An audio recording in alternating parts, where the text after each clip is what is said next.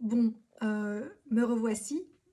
La vidéo sera en 2 parties parce que mon iPhone est saturé. Tiens, tiens, ça aussi c'est très caractéristique. Je crois que je sature de toutes ces infos et donc voilà, j'ai supprimé la vidéo précédente, pour refaire de la place pour celle-ci. Mais donc je ne peux pas vous partager trop à la fois, ça aussi, voilà. C'est les soupapes, les soupapes qui règlent ce qui entre et ce qui sort, pas trop à la fois.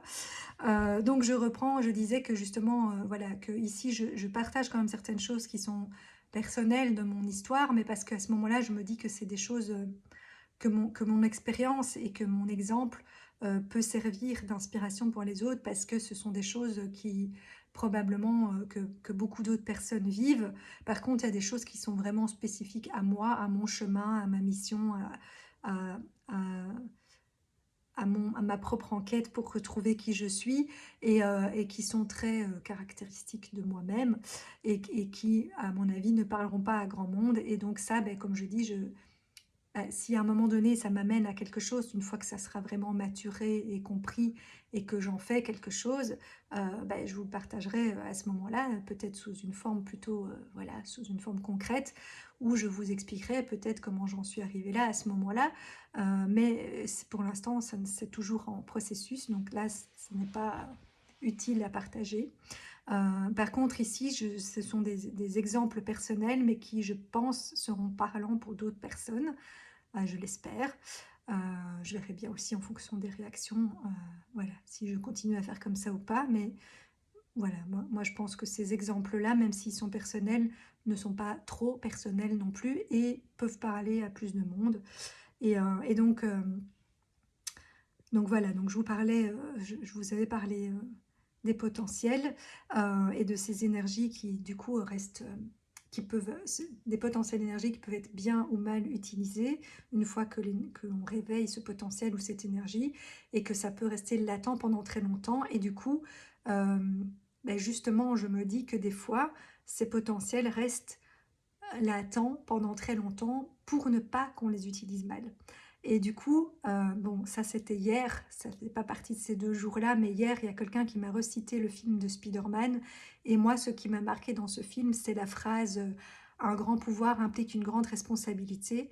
Et donc, je pense qu'il y a certains potentiels, soit personnellement, comme là, moi, je pense qu'il y a certains que j'ai certains potentiels auxquels j'ai pas encore accès ou qui ne se réveillent pas parce que je ne suis pas encore suffisamment sage, ou voilà, ou que j'ai pas encore, je sais pas, j'ai encore des choses à faire ou à comprendre pour être sûre que je les utiliserai convenablement et que j'en ferai pas n'importe quoi, et que du coup il faut que je devienne comme je vous disais que j'étais un peu repassée ici par l'enfance, adolescence avec mon burn-out, mais il faut que je redevienne adulte et que je reprenne voilà, ma posture d'adulte et mes responsabilités d'adulte, parce que sinon peut-être que ces potentiels-là, si je les utilise comme une enfant, je vais un peu faire tout et n'importe quoi avec. Et donc même si j'ai en moi les deux, le côté sage et le côté enfant, il ne faut pas que le côté enfant, pour l'instant, il prend un peu trop de place. Donc voilà, mais aussi, ça c'est pour mon propre exemple, mais de manière générale, je pense qu'il y a des potentiels humains qui seront communs à beaucoup de monde, qui vont se réveiller avec l'augmentation des vibrations sur Terre, euh, et notamment pour moi l'utilisation de tous nos extrasens, et jusqu'à aller, à mon avis, à des trucs comme on voit dans certains films de science-fiction. Pour moi, tous ces films-là, l'imagination, elle ne vient pas de nulle part, c'est aussi quelque chose qui vient du divin. Sauf que là, voilà, c'est déformé pour en faire une histoire, et surtout souvent un peu dans des histoires de bien, de mal, de dualité, vu que nous sommes dans un monde duel. Mais le fond, l'idée de fond, elle est juste. Mais alors quand, je ne sais pas, mais par exemple, moi je suis persuadée, et je prends cet exemple-là pas pour rien, qu'on pourra se télétransporter à un moment. Et, et moi, je me souviens de l'avoir fait quand j'étais une fée, hein. Sauf qu'ici sur Terre, même si j'ai gardé mon essence de fée, je ne peux pas me télétransporter, ce qui est très frustrant pour moi. Et donc pour moi, les trajets en voiture, voilà, j'estimais que c'était une perte de temps. Mais j'ai bien compris que maintenant, voilà, que sur Terre, c'est comme ça que ça fonctionne et que c'est pas réellement une perte de temps. Mais voilà, du fait que j'avais été habituée à ça.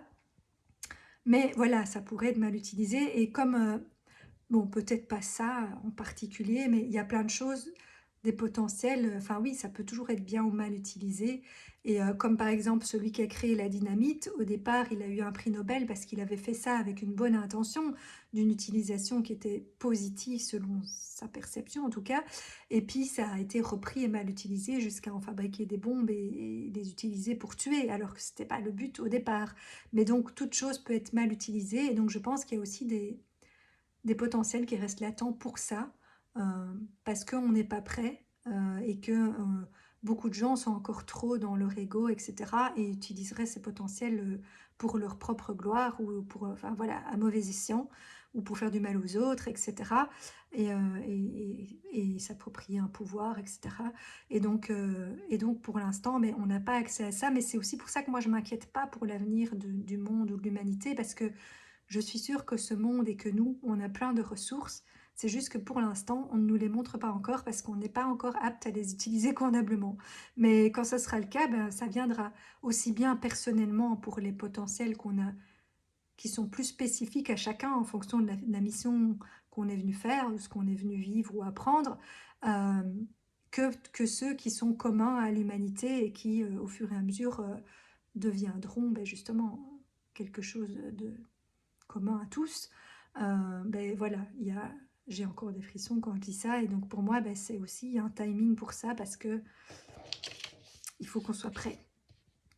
Et donc après, je passe au deuxième jour, donc le 19 mars, où mon chat, oui, c'était beaucoup autour de mon chat ce jour-là, a refait des pipis, et c'est quelque chose qui a le don de m'énerver et de faire ressortir cette colère que j'ai trop longtemps gardée en moi, et tout ce que j'ai ressenti dans mon enfance, de frustration, d'impuissance, d'incompréhension, parce que voilà, j'ai tout essayé et je ne sais pas quoi faire pour qu'il ne fasse plus ça. Euh, mais en même temps, et donc j'ai été revoir la signification de... Parce qu'il y a des livres aussi qui expliquent différents phénomènes en symbolique. Et donc c'est une amie qui m'a envoyé ce livre. Et donc là, je ne vais pas vous partager parce que sinon ça sera trop long et puis c'est un peu voilà, c'est plus personnel par rapport à moi. Mais l'explication de pourquoi votre animal de compagnie fait pipi, c'est long parce qu'il y a vraiment beaucoup de choses, mais quasi tout m'a parlé. Mais c'était vraiment hyper intéressant. Je vous le cite juste parce que pour vous dire que voilà que vous pouvez utiliser ça comme exemple aussi si votre animal fait pareil ou d'autres choses qui vous arrivent, des situations dans la vie, ben, il y a des livres qui expliquent la symbolique de chaque situation. Et franchement, moi, c'était hyper parlant ce que ça disait par rapport à ça. Et, euh, et ça m'a aussi ramené à me dire que voilà, tout est un miroir, et nos animaux sont notre miroir, ils font nos maladies et ils nous montrent des messages. Et donc, j'ai essayé de savoir aussi euh, qu'est-ce qui en moi faisait ça. Parce que quelque part, je me suis rendu compte que bah, comme je me suis beaucoup protégée par rapport à des souffrances que j'ai pu avoir plus jeune, euh, quelque part, comme je ne savais pas mettre les limites à ce moment-là, je me suis barricadée avec des trucs pour être sûre qu'on ne vienne plus me faire du mal. Mais sauf que maintenant, je suis adulte et j'ai appris, mais quelque chose en moi croit que je ne sais toujours pas mettre mes limites et donc continue à mettre ces protections qui pourtant ne sont plus nécessaires maintenant. Je peux m'en défaire, mais elles sont tellement ancrées que voilà, c'est difficile. Et que donc, je me remplis, moi, de crasse et de choses qui ne me servent plus, qui m'ont permis de survivre tout un temps, mais du coup, qui éloignent les gens de moi, en fait. Et donc, ça ne m'arrange pas. Parce que du coup, c'est comme si ma maison est puante et plus personne ne veut venir chez moi parce que ça pue. Euh, et, euh, et donc, je me suis dit, bah, entre autres, puisque ça s'était rapporté à la colère aussi, c'est le fait qu'il fasse des pipis, ben, je me suis dit, pour ne pas me mettre en colère, et parce que je ne veux pas faire du mal aux gens, déranger les gens, etc., et que quelque part, sûrement, je veux rester la fille gentille, euh, qui essaye de se faire aimer. Enfin, en tout cas, c'était ce que je faisais avant, voilà, parce qu'enfant, je n'avais pas trouvé d'autres moyens. Euh, ben, quelque part, alors à la place, je garde toute cette colère en moi, je l'anesthésie, euh, jusqu'à même oublier qu'elle existe parfois et qu'elle est là. Mais du coup, je m'anesthésie avec parce que les émotions, c'est du mouvement, c'est la vie et je bloque ce mouvement et je contiens tout en moi et du coup, après, ça devient de la bouderie et de nouveau, c'est un truc d'enfant, et maintenant je dois redevenir adulte parce que ça, c'était des protections que j'ai mis enfant, mais maintenant j'en ai plus besoin et donc là, je continue à me comporter comme une enfant qui boude et finalement, bon, ça s'est amélioré quand même avec l'âge, mais c'est vrai que bouder, c'est tout aussi chiant pour les autres que se mettre en colère et en plus ça dure plus longtemps parce qu'avant je pouvais bouder pendant vraiment très très longtemps. Maintenant que je suis devenue plus sage, ben, je me vois faire et donc à un moment donné je sors de ma bouderie et j'arrête de bouder donc ça dure moins longtemps que quand j'étais plus jeune mais quand même l'effet est tout aussi chiant que de se mettre en colère en fait. Donc c'est stupide en fait de continuer à faire ça. Euh, c'est pas, enfin voilà, mais c'est stupide. Maintenant, je le vois en tant qu'adulte, mais enfant, c'était pas stupide parce que c'était ma seule solution quelque part. Et donc du coup, ben oui, en faisant ça aussi, ça se retourne contre moi parce qu'à la fois, ben, ça n'a pas l'effet voulu puisque de toute façon, ça dérange les autres. Et en plus, je m'anesthésie. Je ne fais pas que anesthésier mon émotion. À force de tout contenir, je m'anesthésie moi-même et c'est aussi pour ça que je suis fort fatiguée parce que j'ai contenu voilà, beaucoup de choses et parce que bon, et aussi une suradaptation à plein de choses, mais voilà, il y a plein de causes. Mais du coup, mon chat, de nouveau, a été malade ici récemment et, euh, et je crois que c'est pour, à la fois les pipis, à la fois cette maladie, c'est pour me sortir de cette anesthésie. Et donc, il me montre des signes euh, parce que, bon, j'ai finalement, à force de m'anesthésier, euh, quelque part, je parlais de la colère, mais c'est toutes les émotions, je les ai contenues et anesthésiées parce que j'avais peur de me retrouver dans une situation comme plus jeune où je suis submergée par mes émotions et que je suis envahie par ça et que je suis du coup figée et incapable de réagir et de fonctionner normalement et de faire quoi que ce soit parce que je suis sous le coup de l'émotion. Et du coup, pour éviter de me retrouver dans une situation où je suis figée et que je ne sais pas réagir, j'ai bloqué mes émotions, où je m'en suis coupée. Ce qui, effectivement, m'a permis de bien vivre pendant des années où je me disais, ben, moi, je prends tout avec de la hauteur, avec beaucoup de sagesse, ça ne m'atteint plus, ça ne me touche plus. Et c'est vrai qu'il y a certaines choses où, à force, c'est devenu ma seconde peau et réellement, ça ne me touchait plus. Sauf que je faisais du déni sur certaines choses que j'avais profondément masquées et qui, au fond, si, m'ont touchée, mais voilà, elles ne me touchent plus maintenant en tant qu'adulte, mais elles m'ont touchée avant et elles sont restées renfermées, quoi. Et, euh, et donc, en voulant éviter d'être figée, mais je m'anesthésie de plus en plus et finalement, ben, j'en suis arrivée jusqu'au burn-out où ben, je suis aussi incapable de fonctionner et de réagir comme il faudrait. Et notamment ben, par rapport à mon chat, ça fait 1 an qu'il va pas bien, que je le vois, mais que je suis incapable de réagir parce que je suis moi-même pas bien et que du coup j'ai déjà du mal à m'occuper de moi-même, alors à m'occuper de quelqu'un d'autre, ben, voilà, c'est compliqué. Et puis pour des raisons financières, parce que parce que à force de rester sans rien faire, ben, j'ai plus d'argent.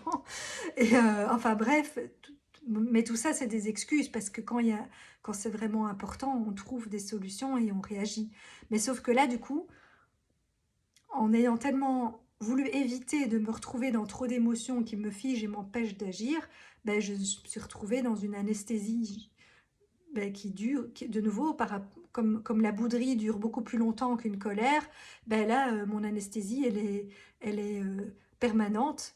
Euh, voilà, dans un espèce de... Bon, après, avec des hauts et des bas, mais dans mon burn-out, mais c'est une espèce d'anesthésie permanente qui m'empêche de vivre normalement et de réagir comme il faudrait. Donc, ça fait de nouveau pire que mieux. Euh, et c'est comme pour tout, sur le coup, ça nous sert et à ce moment-là, c'est utile, mais à un moment donné, ça nous bouffe et ça nous tue et ça a l'effet inverse de celui qu'on voudrait. Et donc à ce moment-là, ben, il faut s'en défaire. Et, euh,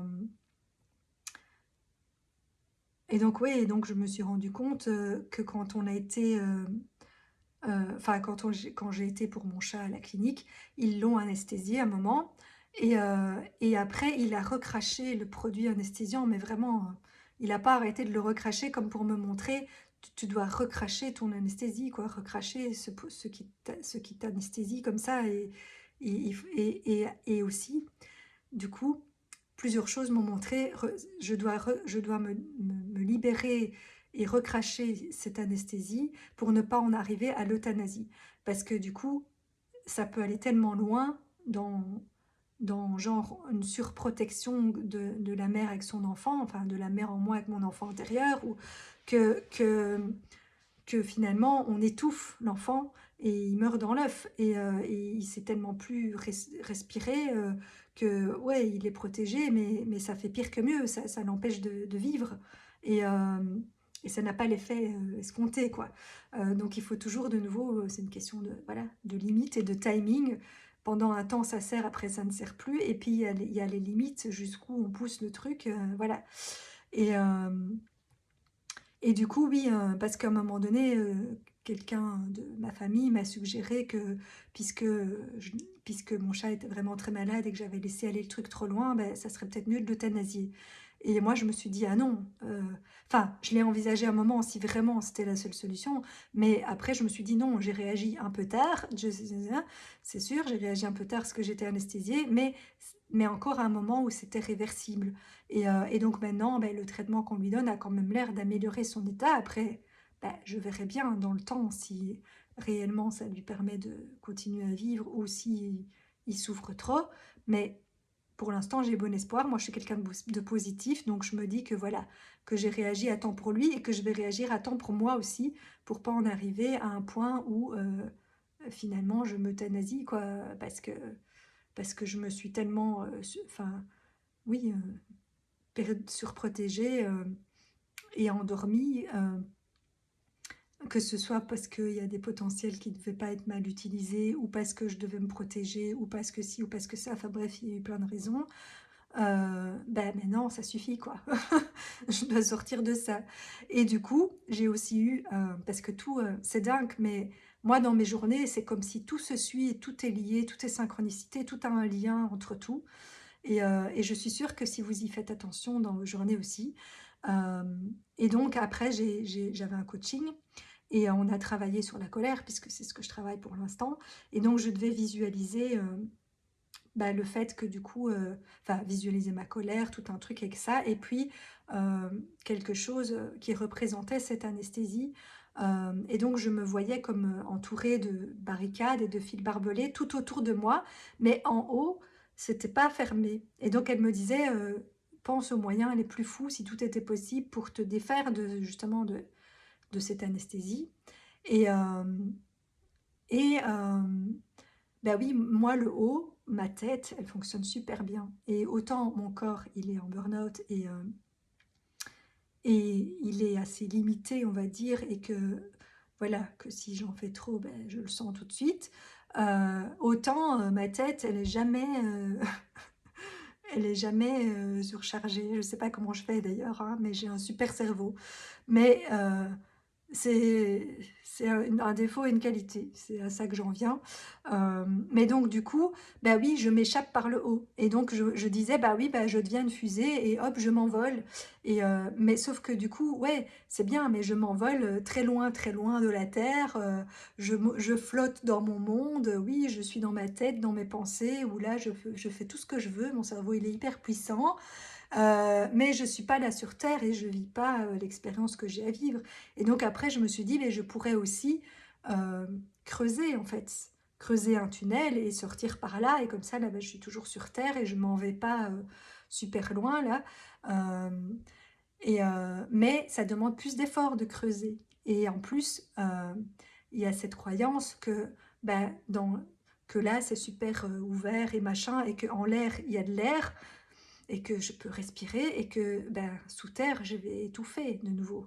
Hein, parce que je me suis tellement enfermée, contenue et étouffée que maintenant, moi, aller sous terre, ça me fait peur. C'est comme, ben non, je vais m'étouffer. Et ça demande plus d'efforts. Et en fait, je vous dis ça parce que autant dans tous les messages et synchronicités, il y a toujours l'interprétation qu'on en fait. Et moi, Comme pour l'instant, je suis un peu embrouillée, il y a des trucs, mais c'est plutôt dans les partages très personnels, du coup, que je ne vous partage plus, parce que comme je dis, ça, c'est pas encore assez clair et c'est en processus en moi.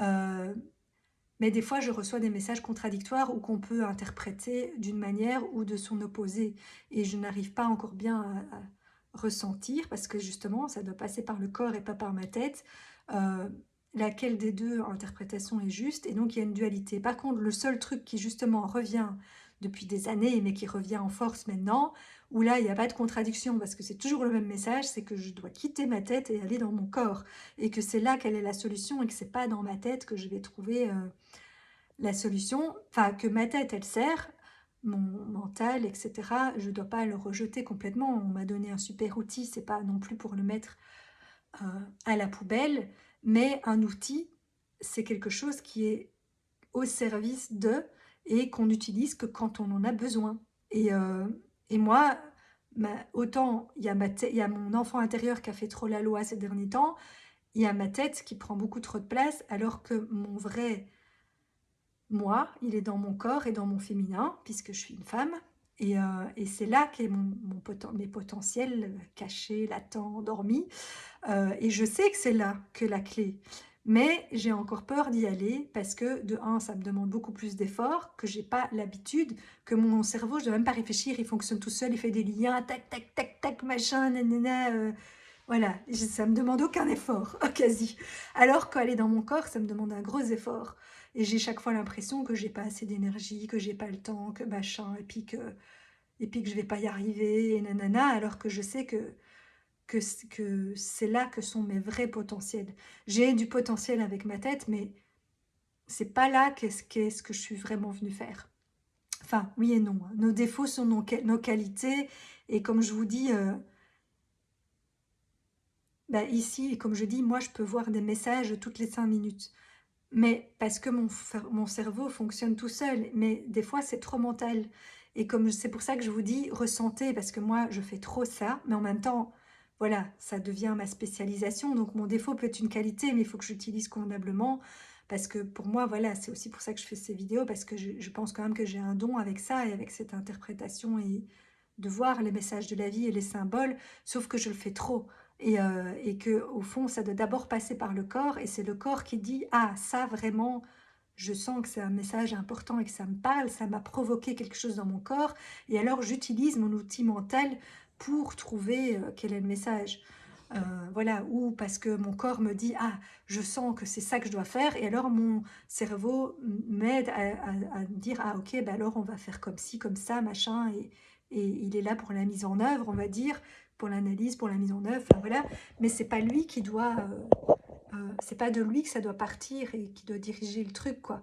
Et donc, et je trouvais ça, enfin, c'est marrant parce que l'idée de l'outil qui m'est venue, c'était le marteau, et je me dis, c'est encore une fois très symbolique, parce que je me dis, un marteau, bah, par exemple, on l'utilise pour planter un clou, et donc, bah, quand il y a quelque chose qui doit rentrer dans la caboche et puis descendre dans le corps, bah oui, là, on a besoin de que ça passe par la tête, et donc on prend son marteau et voilà, on plante le clou, et donc, ça passe par la tête du clou et puis ça va dans le mur et ça descend, enfin voilà, dans le corps, ça s'intègre et tout.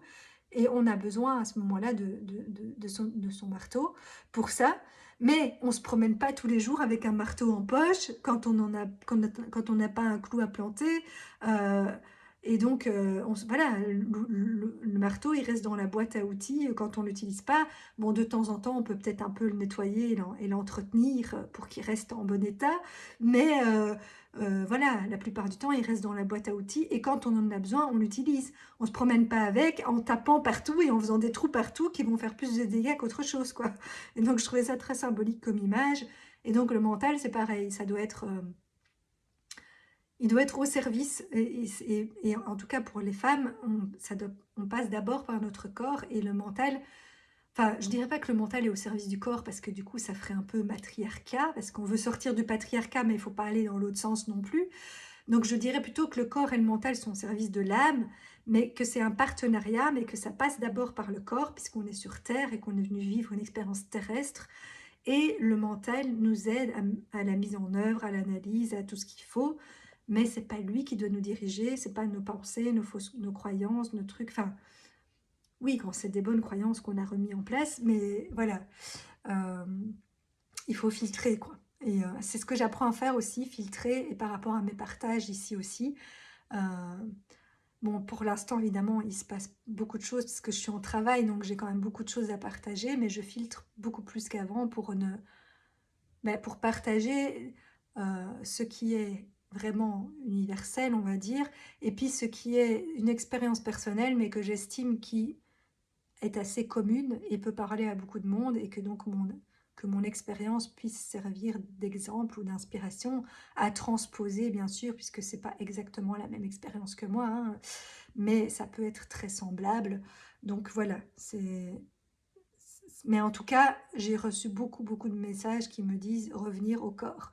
Et donc je sais que ça, c'est voilà, c'est vraiment important. Et du coup, une dernière chose, enfin, non, pas de dernière, mais presque dernière, qui s'est passée ce jour-là, c'est que après l'entretien de ma voiture, il y avait le contrôle technique. Et donc je renettoie un peu ma voiture avant d'aller. Et mon voisin sort de sa voiture et me dit: «Ah, oui, c'est jamais très gai de faire ça», et je dis: «Bah oui, mais bon, je dois aller au contrôle technique». Il me dit: «Ah ben moi je l'ai raté pour la première fois parce que, pour le réglage des phares», et il me dit: «Parce qu'en fait, je le savais pas, mais j'ai changé mes pneus après avoir fait régler les phares, et changer les pneus dérègle le réglage des phares». Et donc du coup, j'ai trouvé ça très symbolique aussi, parce que quelque part, si on transpose ça à notre corps, parce que notre voiture, c'est un miroir de notre corps, finalement, les pneus ou les roues, c'est nos jambes. Et donc, si on met des nouvelles jambes, ou qu'on voilà, qu'on change, qu'on a un nouvel ancrage, on va dire, et donc pour moi, c'est relié à ce chakra sacré, chakra racine, ça change, le réglage de la vision, de l'éclairage, de la clarté, et de l'angle de vue, parce que c'est ça, le réglage des phares, c'est pour l'angle. Donc ça change l'angle de vue et la vision. Et donc je me suis dit, moi j'ai beaucoup travaillé, et c'est principalement ces chakras-là que moi je suis venue travailler, c'est le chakra gorge et le chakra sacré qui sont reliés, d'où mon chat, c'est un problème au pharynx qu'il a, qui est aussi de nouveau une histoire de limite et de filtre, puisque c'est la dernière limite, le pharynx, pour décider ce qu'on laisse entrer en soi, et aussi euh, qui filtre ce qu'on repartage par la voix, hein, et donc notamment mes partages en vidéo. Et donc voilà, c'est de nouveau très symbolique. Mais donc moi, c'est surtout ces deux chakras-là qui sont liés, qui sont des miroirs l'un de l'autre. Il y a la bouche du haut et la bouche du bas, hein, pour rester poli, qui sont miroirs l'un de l'autre. Mais du coup, là, ça me montrait aussi que le chakra racine et le chakra troisième œil sont liés. Et que donc, si on travaille son ancrage, et donc redescendre dans le corps, n'est-ce pas, c'est par là qu'on va avoir une meilleure vision et développer son troisième œil et voir plus clair, et pouvoir avoir un autre angle de vue et modifier ça. Parce que juste avec le mental, ça suffit pas. On peut se dire oui, j'ai tout compris, machin, nanana, mais ça doit passer par le corps. Nous, on est incarné dans un corps, et tant que le corps n'a pas digéré justement et laissé rentrer ça en lui, et vécu l'expérience et ressenti dans son corps, mais c'est pas complètement intégré, quoi. Et donc voilà, donc je me suis dit, cette petite histoire de pneus et de phares, c'était encore bien symbolique. Et alors après, j'ai regardé une émission de chant, et il y avait, je vous parle souvent, hein, de l'Amérique, où j'ai fait une année. Et donc il y a cette chanson qui dit, mais je connais pas bien l'air, genre moi je veux pas l'Amérique, je veux un cœur qui bat. Enfin, c'est pas ce terre-là, mais c'est pas grave. Enfin, bref, je veux pas l'Amérique, je veux un cœur qui bat.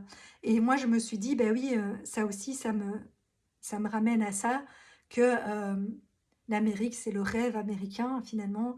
Et moi, je suis partie du coup en Amérique, où j'ai eu l'impression de pouvoir être, enfin à moitié, parce que j'avais toujours mon côté raison et sage qui était là, mais de pouvoir quelque part vivre être qui j'étais vraiment, et vivre certains de mes rêves. Euh, mais du coup, d'avoir eu besoin de partir très loin, loin de mon environnement, de mes proches et tout, pour m'autoriser à être qui j'étais vraiment, quelque part. mais de nouveau à la manière un peu d'un enfant, parce que pour moi, les Américains sont des grands enfants. Heu, enfin, c'est ce que j'ai constaté en allant là-bas, heu et c'est bien et pas bien, mais voilà, c'est une culture tout à fait différente et pour moi, ils sont pas adultes comme nous on l'est, ici en Europe. Ça reste des grands enfants et du coup, bah, ils vivent les relations et tout le reste d'une manière, très différente et d'ailleurs, je me suis dit que mes beaux films romantiques que je regarde les belles histoires américaines, mais quelque part, bon, j'ai un espoir enfantin de vivre une relation comme ça, mais au fond, c'est pas super réaliste. Enfin, c'est réaliste aux États-Unis parce qu'ils vivent comme ça, comme des grands enfants, mais du coup, ils sont pas non plus, enfin, ils n'ont pas leur pleine puissance, parce que, enfin, soi-disant, c'est la première puissance mondiale, mais c'est une espèce de fausse puissance parce que c'est comme des enfants et que c'est quand on va réellement dans son masculin ou dans son féminin, parce que tant qu'on reste enfant, on est un peu asexué, qu'on peut découvrir sa vraie puissance et son vrai pouvoir quelque part. Et du coup, ça m'a remontré un peu comme cette histoire de fusée, que je dois pas faire un rêve d'Amérique ou partir très loin dans mes pensées, dans mon imaginaire. Enfin, ça peut de nouveau si c'est au service de quelque chose de concret, hem et d'y mettre un peu de magie et cetera, hein, ça fait partie de moi, mais que voilà, que quelque part ça me montre comme avec la fusée ou que je suis pas obligée de partir loin pour être qui je suis et réaliser mes rêves et qu'au contraire c'est pas loin que je dois voyager. C'est pas dans ma tête ou en Amérique, c'est en moi de nouveau. Il faut aller dans son corps. C'est là que sont toutes les réponses. C'est là qu'est la vie, puisque en fait tout ce qui est à l'extérieur, on l'a à l'intérieur. Sauf que moi, ben, je l'ai un peu anesthésié, tout ça. Et de plus en plus ces dernières années avec voilà, le trop-plein et le burn-out. Et du coup, ben, j'ai plus beaucoup de vie sociale non plus, parce que si c'est pas vivant en moi, ben, c'est pas vivant à l'extérieur. Enfin, voilà. Heu et tout comme, voilà, si je m'auto-limite, bah, j'ai des moyens limités, pour vivre pour l'instant. Tout est miroir, hein, et donc voilà, ça me ramenait vraiment à ça et alors maintenant j'en arrive à la conclusion, enfin la le dernier partage du jour qui était mon tirage de nouveau et qui disait justement qu'il fallait accepter le mystère de la vie et que, nous, en tant qu'êtres humains, on ne peut pas comprendre tout le plan de l'univers et de nos âmes et de tout ça et que donc il faut, accepter qu'il y a une part de mystère et juste faire confiance à la vie et donc de nouveau, ça me ramène à sortir de mon mental qui voudrait tout comprendre, tout analyser, faire des liens entre tout, déjà connaître tout le plan, machin, mais du coup, il y a une part de contrôle ou c'est quelque part aussi pour se sentir en sécurité, et cetera. Ou parce qu'on a l'illusion que comme ça, on va mieux gérer. Mais en fait, notre âme, elle sait très bien ce qu'elle fait. Et même si nous, on ne comprend pas, hem, beh, on va toujours savoir gérer dans l'instant, en fait. Et c'est en étant dans son corps qu'on saura ressentir ce qui est juste de faire dans l'instant. Et si ce truc-là nous appelle ou nous repousse, et si enfin voilà, et avoir l'intuition de: «Ah oui, je sens que c'est ça qu'il faut faire». Et puis on peut rajouter un peu de rationnel quand même, hein, pour que ça soit réaliste et avoir quelque chose de concret de comment mettre en œuvre et cetera. Mais donc voilà, tous les messages, souvent, moi, c'est comme ça quand je travaille quelque chose, je reçois plein de messages sous des formes différentes, mais qui me ramènent, aux mêmes choses ou en tout cas, enfin voilà, il y a plusieurs choses qui se rejoignent et qui sont liées et qui veulent, me dire la même chose. Après, comme je dis, je dois être moins dans ma tête et donc là, je j'aurais peut-être pas besoin de tous ces signes. Peut-être que si j'en prenais qu'un parmi les 30 qui me disent la même chose et que ça suffirait. Mais c'est parce que comme pour l'instant, j'ai un peu dur de la comprenure, bah, il faut faire rentrer le clou. Donc on me le répète beaucoup de fois. Mais voilà, comme je dis, c'est surtout, on peut se contenter de se dire quand ça passe par le corps et qu'il y a un ressenti physique qui me dit: «Ah, ce truc-là, ça me parle, ça me dit quelque chose», ben là, OK, je vais analyser. Moi, je le fais trop. Je l'admets que je le fais trop, mais en même temps, je me dis que voilà, que ça me donne plein de que du coup, c'est devenu quelque chose d'automatique en moi et de tellement installé en moi que quand je dois le faire, j'ai quasi plus besoin de réfléchir, quoi. Et que du coup, ça me permet aussi de vous partager, voilà, plein d'exemples et de choses qui vous permettront d'utiliser cet outil, mais sans faire comme moi et et ne pas en faire trop, l'utiliser à bon escient, pas prendre son marteau partout, mais juste que quand c'est nécessaire, ou n'importe quel autre outil, hein, j'avais pris le marteau comme exemple. Voilà, mais je vais m'arrêter là et je vous ferai, les autres jours, plus tard parce que ça fait de nouveau 30 minutes, plus l'autre vidéo, donc ça fait bien 40 minutes en tout. Donc voilà, ça suffit pour aujourd'hui. Suite au prochain épisode. Et, et comme après, je vais aller de plus en plus dans mon corps et moins dans le mental, il y aura de moins en moins de messages. Il y aura juste the message essentiel. Donc vous pourrez suivre mon évolution à travers mes vidéos en voyant que le filtre est de plus en plus présent et la longueur des vidéos diminue. Mais bon, j'espère quand même que c'est intéressant. Probablement que ça pourrait être résumé encore plus, mais ça l'est déjà un peu plus. Voilà, mais sur ce, belle soirée et à la prochaine pour le prochain épisode des enquêtes de Nathalie, l'ingénieuse enchanteresse. Ciao, ciao!